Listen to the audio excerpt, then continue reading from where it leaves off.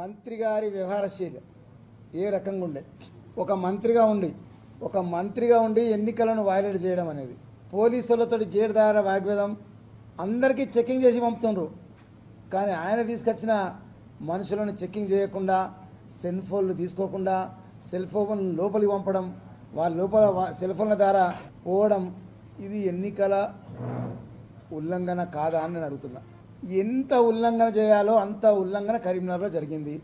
ఎలాంటి నినాదాలు ఉండకూడదనే కదా ఎన్నికల నియమావళిలో, ఎలాంటి స్లోగన్స్ ఇవ్వకూడదనే కదా ఎన్నికల నియమావళి చెప్తుంది.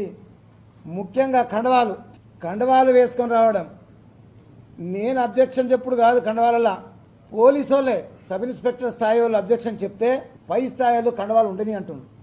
అవి దేవుని కండవాలు అంటుండ్రు.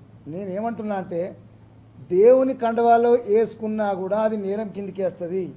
జగిత్యాల ఉన్న సిపి గారు నేను ఎన్నికలు పర్యవేక్షణ పోయినప్పుడు భాను ప్రసాదరావు గారు కండవా కప్పుకొని లోపలికి వస్తే ఆమె అక్కడ ఉండి ఆ కండవాను తీపిచ్చింది.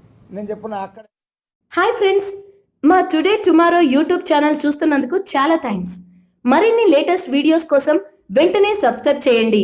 అలాగే ఈ బెల్ ని కూడా రింగ్ చేసేయండి. మా నోటిఫికేషన్స్ అన్ని మీ మొబైల్లో వస్తాయి. అలాగే మా వీడియోస్ మీకు నచ్చితే లైక్ చేయండి, షేర్ చేయండి, నచ్చకపోతే కామెంట్ చేయండి.